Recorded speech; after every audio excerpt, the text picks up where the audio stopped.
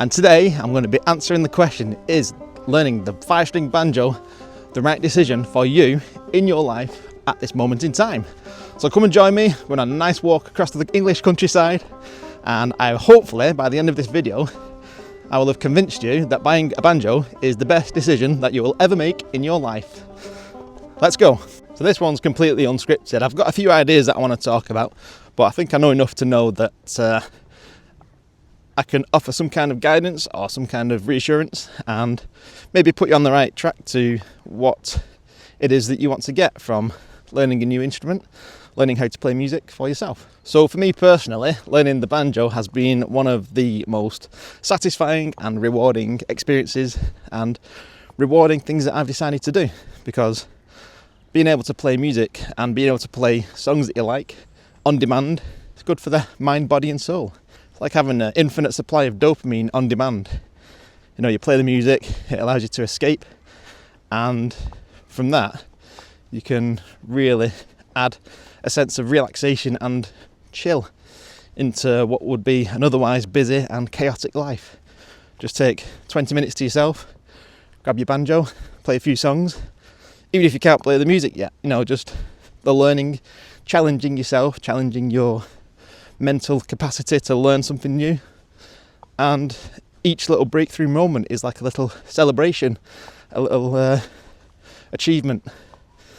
Because as you get on in life, as you get older, those senses of achievement start to diminish as we get stuck in a rut, get stuck in our groundhog lives, doing things, the same thing over and over again. So every little milestone that you break through, every little difficult challenge that you accomplish, it's another achievement, and it feels very satisfying and very rewarding. So who am I? My name is Ben Dorning. I'm a self-proclaimed banjo teacher. Just decided to start teaching banjo in the last 6 months. And as far as the banjo world's concerned, I'm a nobody. I'm the new kid on the block. But, you know, I feel like I've got a few things to say, and if I can help even one person or a couple of people, you know, make the jump, purchase the first banjo, start learning, I think that's my mission complete. I notice as well, I've got a banjo on my back there. I brought my banjo. I carry it most places with me because learning how to play an instrument like the banjo requires not just big plans, you know, an hour on a Sunday or, you know, a 3-hour block. If you want to seriously learn how to play any kind of instrument or skill, it requires small sessions, small incremental gains, and that's the only way you're going to get better. Every tiny little drop that goes into the learning bucket counts, and it fills up, and it gradually fills up, and before you know it, depending on how many hours you put in, depends on the speed at which you're going to learn this new skill. So right now I'm about to cross an 18-hole golf course, and crossing an 18-hole golf course with a banjo on my back might put me as a bit of a moving target, so I might quickly walk through this one just so I don't get hit with a golf ball. If I'm looking a little bit, it's because I'm on a golf course and I'm going to get hit with a golf ball. To look for when buying your first banjo. Big jump. Well, me personally, I've played cheap banjos and I've played expensive banjos. And to be honest, call me ignorant, I can't tell the difference. There probably is subtle differences, maybe the way they feel, but you know, you could learn, imagine it's a piano. You could learn to play piano on a second-hand piano, or you could learn one on a grand piano in the London Opera Theatre. Either way, a piano is a piano, you're going to learn. One might sound a little bit better, but it's one of them cases, isn't it? Have you heard the phrase, all the gear and no idea? Possibly, that could be an approach. What I'm trying to say is, a 5-string banjo is all you need. A 5-string banjo and a steely determination to want to learn. That's what it's got to be. It's got to come from a place in here. Look at Mount Everest. When you see them pictures of Mount Everest and there's a queue of people going right to the top, waiting their turn. Now, if you said to all them people, you know, You can make it to the top, but from this day forward, you're not allowed to tell anyone that you've done it. How many people do you think could go up Mount Everest? Probably not many. That's because people do a lot of things to impress other people. And learning a skill like this, it has to come from a selfish place, because, you know, at the end of the day, it's you on your own, in your study room or in your box room, with your banjo, with your lessons, learning. And if you don't have that internal desire, that real want to learn, you're quickly going to give up and you're going to feel a bit like a failure. So what I would say is, make sure it's definitely something that you really want to do. I've just found a golf ball. There's something deeply satisfying about finding a shiny new golf ball. I've got one here. Yeah.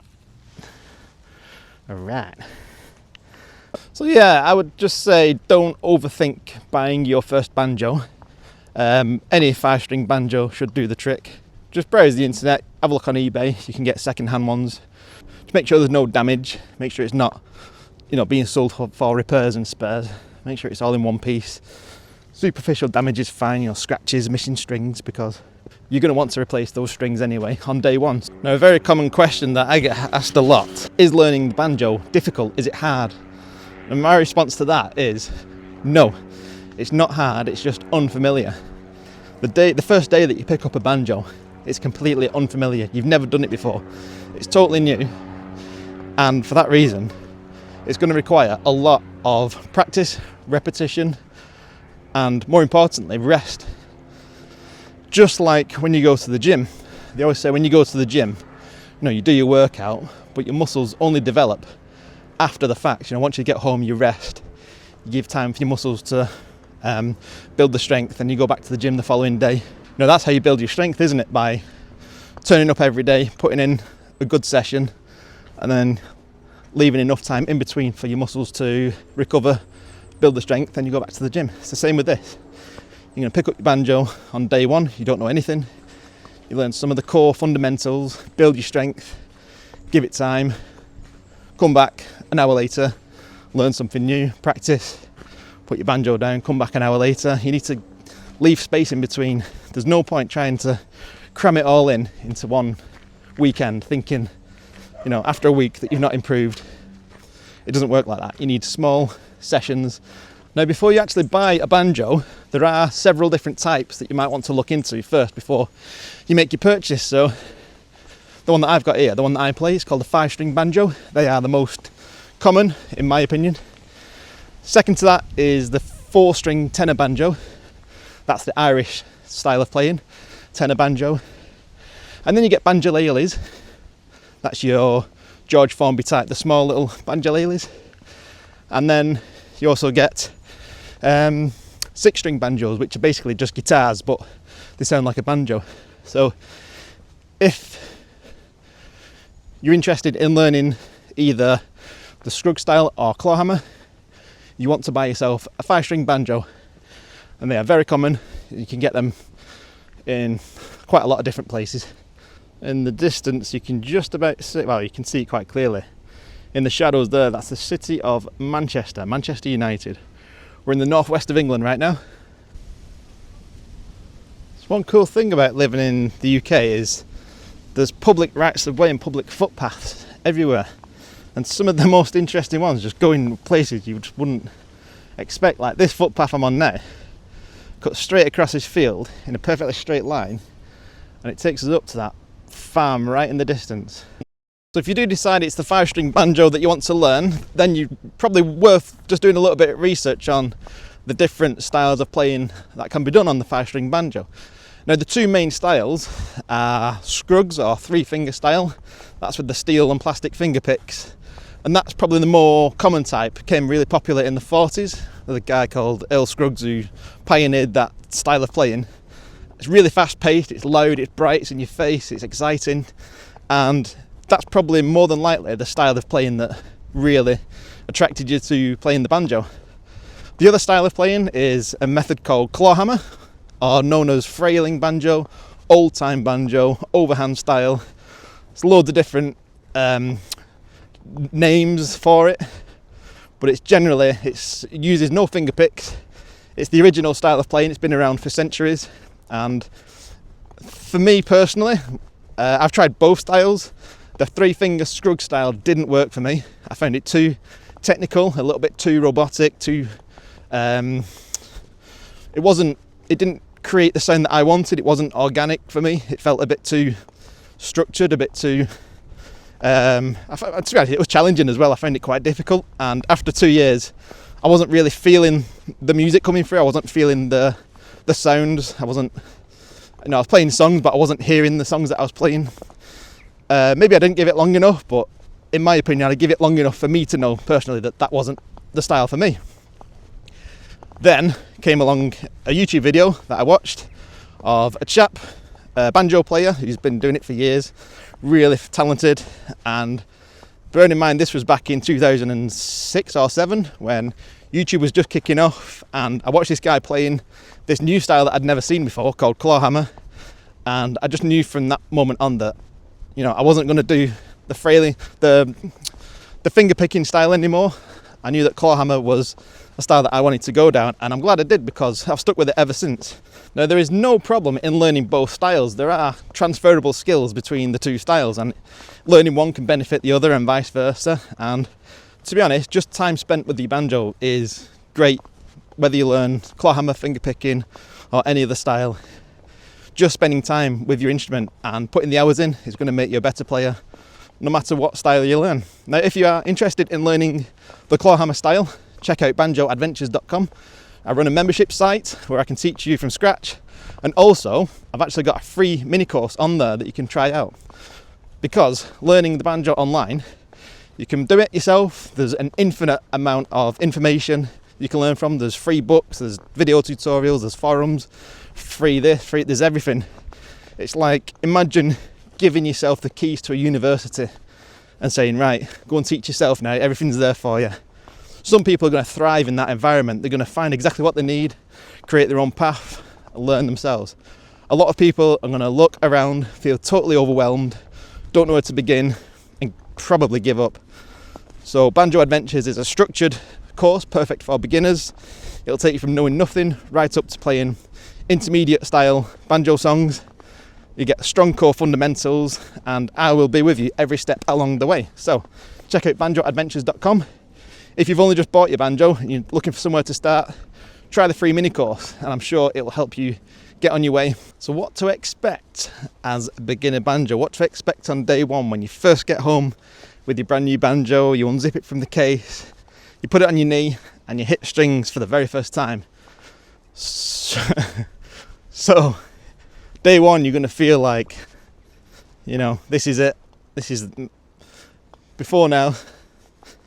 In no time at all, I'm going to be playing dueling banjos at lightning speed, and it's great, to have those early preconceptions that you're going to smash it and you're going to be playing tunes in no time at all. What you're going to find shortly after that is a complete sense of despair. Once you realise that it's going to take time. I think I've just walked into a bog. Yeah, you're going to feel it probably takes maybe like a week or two. Once it dawns on you that, this thing isn't going to happen overnight. It's going to take time. It's going to take a lot of practice and effort and concentration and sacrifice. You're giving up your free time, which could be spent elsewhere, watching Netflix, watching YouTube, watching the news. And yeah, you might get to a point, what I like to call the dip, where you're going to feel like you can't do it, you can't make it, and it's too difficult, or it's just taking too long. You're not seeing any progress, and that is completely normal. I mean, I'm probably jumping the gun a bit now. Let's just get you past day one and practicing. And if you do find yourself in the dip, I've got a video for that on my channel. It's called What to Do When You're Feeling Burnt Out. But all I'd say is, if you have started learning how to play the banjo and you can feel yourself going into that dip and your motivation slipping, lean into it. It's normal. We all do it. And The only way to get out of it is to just keep cracking on, just keep practicing, keep putting in the hours, keep pushing yourself forward. I always say 2 steps forwards, 1 step back, because learning and practicing those core fundamentals is paramount for you to build strong core fundamental banjo playing skills. So how long does it take to actually learn how to play the banjo? Now, it's a very subjective question, because not so much everyone has different abilities. At the start, everyone's at 0. So it's nothing to do with ability, nothing to do with talent. All it has to do with is perseverance, direction, making sure that you're learning the right things at the right time, and persistence and desire. Sounds very emotional, that, doesn't it? But it's true, you know, you got to really want to do it. So how long does it actually take? So speaking from a clawhammer point of view, because that's the style of teaching that I play, that's the style of playing that I teach, that's the style of playing that I play, and that's the style of playing that I enjoy the most. So how long does it take to become a clawhammer banjo player? Now, really, and I've asked this to every member who joins Banjo Adventures, my first question to them usually is, what are your ultimate banjo goals? Now, nobody, well, not up until now anyway, nobody has joined Banjo Adventures and said to me, I want to be in a 5-piece bluegrass band and I want to be headlining Glastonbury this time next year. It's not happened. Joking aside, all people usually say is the same thing, and that is all they want to do is be able to pick up a banjo, relax, and play a couple of songs from memory without much effort and trying.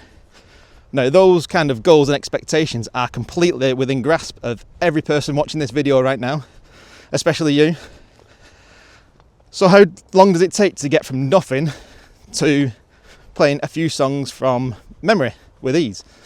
So with the banjo, without getting too much into it now, because these are things that you'll discover as you learn, but your banjo is typically tuned to standard open G, which means without touching any strings with your fretting hand, if you just strum all the strings as they are, you'll play a G chord. Now, if you was learning a guitar, a G chord requires a complicated 4-finger position on the fretboard. So straight away with a banjo, you've got 1 chord in the bag. Now, it only really takes 2 chords to play a banjo song. And the first chord that I teach is a D7, which only requires 2 fingers. So straight away, all you need to do is be able to hold a 2-finger chord position, play a basic rhythm, which is called the basic frailing strum, and from that you can play your first song. And the first song that I teach is Skip to My Lou, because it's a fairly simple song, quite easy to grasp, instantly recognisable, and it's got a lovely melody. And that's it. You know, some people just want to be able to play 1 or 2 songs. So to get from 0 to playing Skip to My Lou, I've seen some of my members have done it in less than 4 weeks. So picture that, you know, today you know nothing, you've not even got a banjo. Within 2 months, a month and a half, 2 months, whatever, you could be playing your first song. So it's not completely unachievable, it's completely within grasp. And think about all the other complicated things that you do in everyday life, you know. Drive a car. You know, think about how complex driving a car is, and most of us can do that. Passing school, you know, qualifying school, any kind of education requires so much time and effort and skill. Even playing video games, you know, you might play a video game and it's just so simple to you, but imagine explaining that to someone who's never touched a computer before. It'll be completely mind-blowing. And all a banjo is, it's just a piece of wood with metal strings on it. It's designed by humans, to be held by humans, to be played by humans. It's very ergonomic, and, you know, just learn 2 chords, a basic rhythm, and you can play a song within 4 weeks.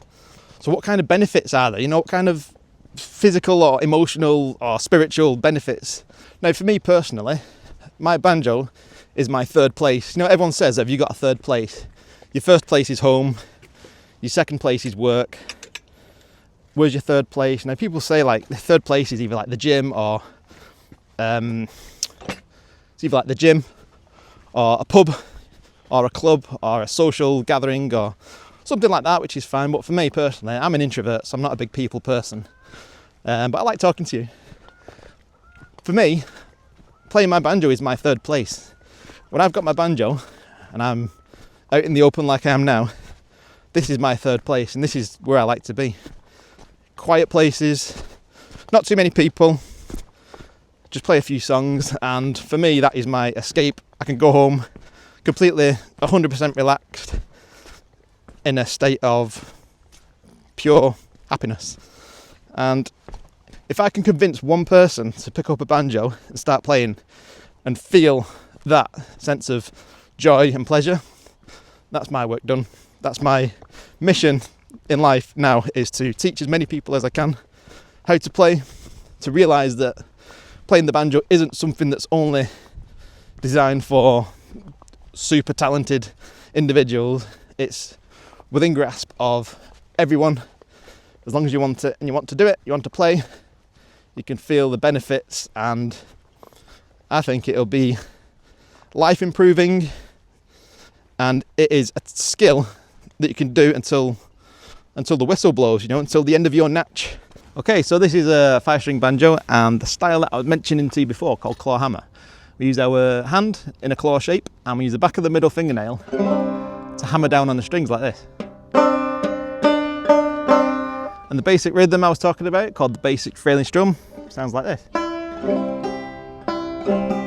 Magic happens when you speed that up a little bit.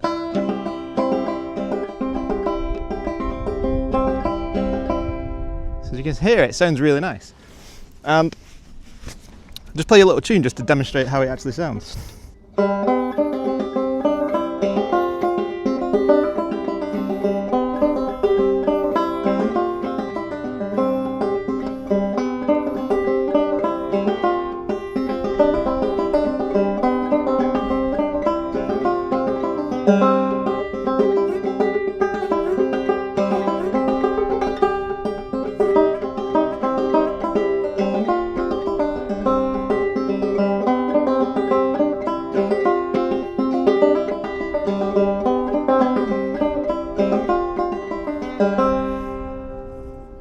So it's claw hammer. You can hear how organic and natural it sounds, and without using finger picks, it just creates a lovely rhythm, melody, and you become almost like a one-man band. You're playing the melody notes, the rhythm and the harmony, and sometimes your thumb can even hit the banjo, play a little bit of percussion.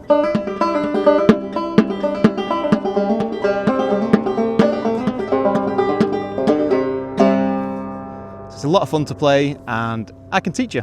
Another perfectly good reason to pick up a banjo and start learning is it's a very low intensity hobby that you can do for the rest of your life, and it's so rewarding to play.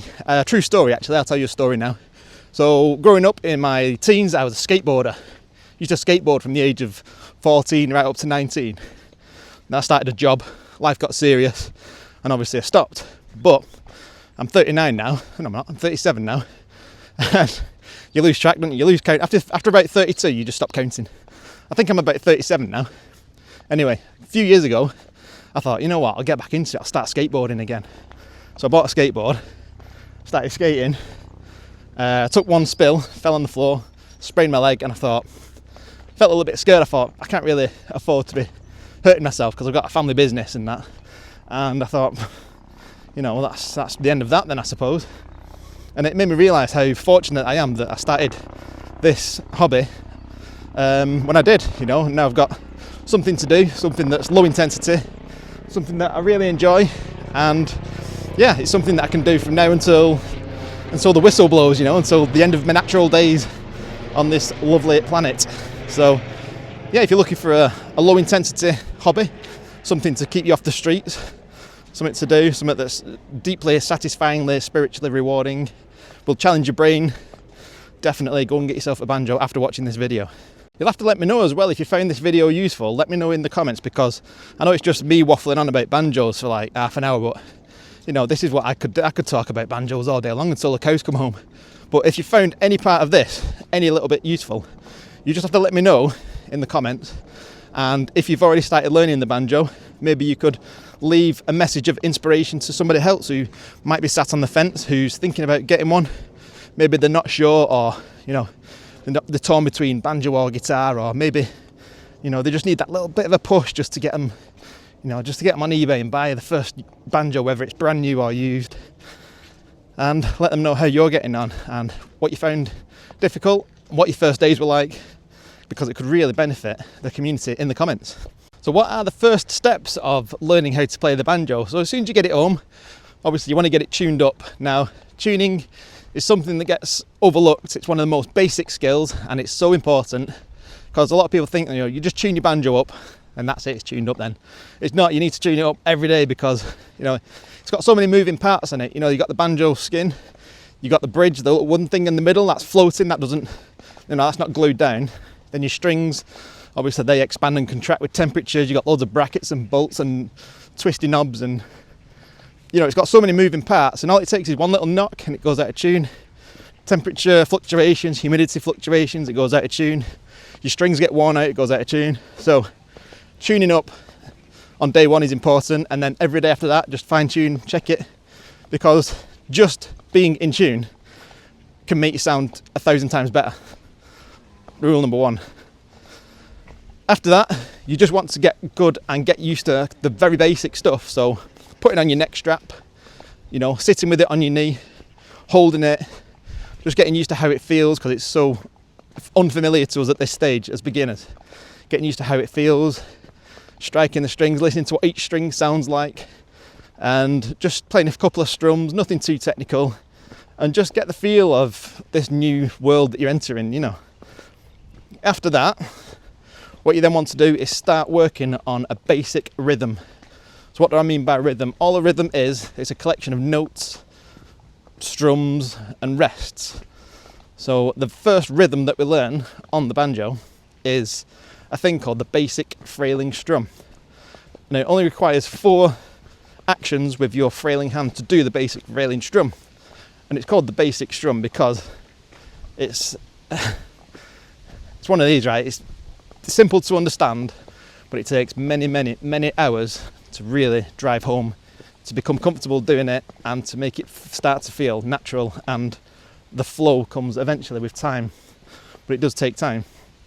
So I've got loads of videos on the basic frailing strum. Just go through my video catalogue and you'll find a lesson on the basic frailing strum. Now once you've locked in that first basic rhythm, that basic frailing strum, and you start to get confident and comfortable with it, then you want to incorporate your fretting hand, whether that's your left hand or your right hand, depending on if you're left or right-handed. Now, side note, should a left-handed person get a left-handed banjo? The answer to that is no. You can learn banjo if you're left-handed on a right-handed banjo. As a matter of fact, if you think about it, your left hand is the one that's doing all the fancy technical stuff. I'm not left-handed, but I can play chords and hit notes with my fretting hand, which is my left hand. So yeah, left-handed players, get yourself a right-handed banjo or a left-handed banjo. You could learn on either, really. But, right-handed banjos are very common and easy to find. So as I was saying, once you've locked in that basic frailing strum and you've got a good solid rhythm down, what you want to do next is start getting your fretting hand involved. So you can start off with 1 or 2 fingers, just get used to fretting certain strings and seeing how it sounds when you shorten the string by pushing the string down on the fretboard. Tie that in with the basic frailing strum, and that's all you need really to start playing music and playing songs. And I've done a full video on learning your first chords as well, your D7 chord. So if you check on the rest of my video library, you'll see loads of video lessons on playing your first chords and your first songs. And that's it. That's all you need really to crack on with your banjo learning journey. That's step 1. All of that is explained in my beginner-friendly clawhammer banjo course for beginners at banjoadventures.com. So be sure to check that out. It's totally free, and it'll get you from day 1 of not knowing anything to playing that rhythm that I talked about, that basic frailing strum. Your first chord that you can fret with 2 fingers, it's not very difficult. Tie it in together and you'll start creating a rhythm, and that then can be your launch pad for what comes next. So, is learning the banjo the right choice for you? In my opinion, yes, it is the right choice for you. The fact that you're watching this video and the fact that you've stayed until the end of this video tells me everything that I know, that you're the right person for the job. You can learn the banjo. Not only that, but you can thrive. You can really achieve those ultimate banjo goals that you've been looking forward to. And have you left it too late? Absolutely not. No, you have not left it too late. Yes, I've been playing banjo for nearly 20 years now, but it's not like I've been pushing myself every day to learn something new every day. Oh look, an apple tree. I've just found an apple tree full of ripe red apples. Grab one of these.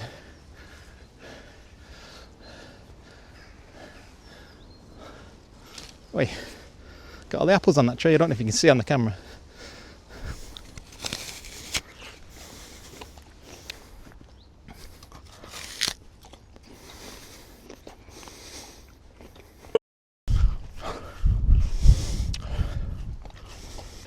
Hey up, the Rambling Club's here.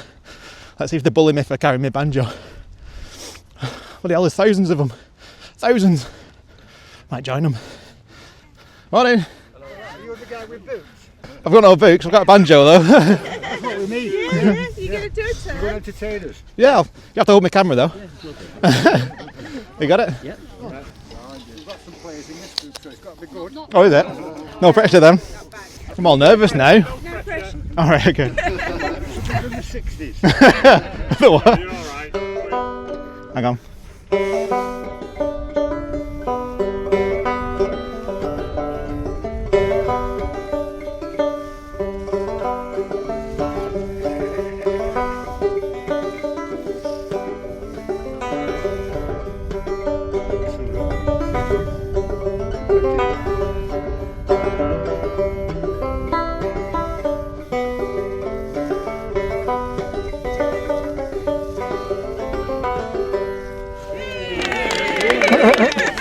Thank you.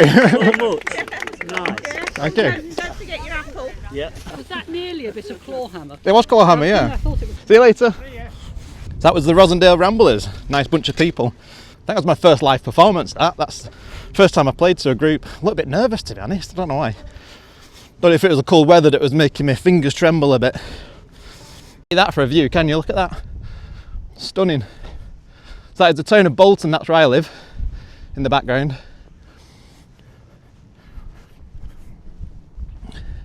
That's what it's all about, isn't it? Just getting out in the open, play a few songs, meet some nice people, have a good time, not take life too seriously.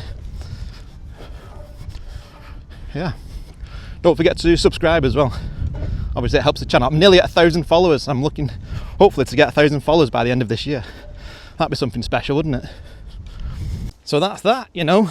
Never in a million years would I have expected when I first picked up the banjo 20 years ago that I'd be playing a live performance on top of a hill to about 20 people in the middle of nowhere.